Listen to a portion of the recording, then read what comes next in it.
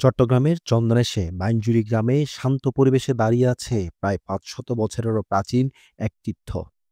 বলছিলাম শ্রী শ্রী শুক্লাম্বর ভট্টাচার্য শ্রীপাঠ ও তার বিখ্যাত শুক্লাম্বর দিঘির কথা।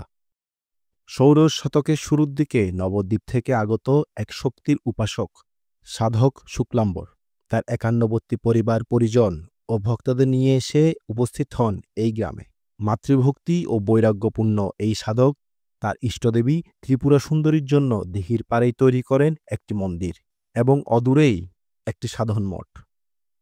কথিত আছে এই মঠেই দেবী ত্রিপুরা সুন্দরী তাকে সাক্ষাৎ আবির্ভূত হয়ে সিদ্ধিফল দান করেন, আর সেই থেকেই এই স্থান হয়ে ওঠে অলৌকিকতার কেন্দ্র। আর এই দিঘিকে ঘিরে মানুষের বিশ্বাস আরও গভীর। বলা হয় এই দিঘির জল কখনোই শুকায় না, এমনকি ভয়ঙ্কর বন্যার সময়ও শঙ্খ নদীর প্রবল স্রোত কখনো এই দিঘিতে প্রবেশ করতে পারেনি। এক কিংবদন্তি আছে, এক বর্ষার ভোরে উত্তাল শঙ্খ নদী যখন দিঘিতে ঢুকে অপবিত্র করার হুমকি দেয়, ঠিক তখনই শ্রী শুক্লাম্বর ঠাকুর হাতের কমণ্ডল নিয়ে দাঁড়িয়ে যান আর শান্ত করেন শঙ্খ নদীকে। নদীর স্রোত স্থির হয়ে যায়, আর দেবী গঙ্গা আবির্ভূত হয়ে বর দেন এই দিঘিতে আর কোনোদিন প্লাবনের জল ঢুকতে পারবে না। চিরকাল চিরপবিত্র হয়ে থাকবে এই দিঘির জল। আজও দিঘির একটি অংশ কখনোই ঠিক করা যায় না, যা সাধারণ ভক্তবৃন্দ দেব সাক্ষাতের স্মৃতি বলে ধারণা করে থাকেন। শুক্লাম্বরের সাথে তার দুই ভাইও এই দিঘি খনন করেছিলেন, আর তার বংশধররা যুগের পর যুগ মন্দিরে সেবায়েত হিসেবে পূজা অর্চনার কাজগুলো পরিচালনা করে যাচ্ছেন। এখনও উত্তরায়ণ সংক্রান্তির ৩ দিন ব্যাপী পূর্ণ স্নান ও বিশাল মেলার আয়োজন করা হয়।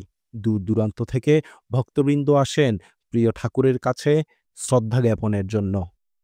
এই তীর্থ শুধু একটি তীর্থই নয়, এই তীর্থে আসলে পূরণ হয় মনের ইচ্ছা আকাঙ্ক্ষা।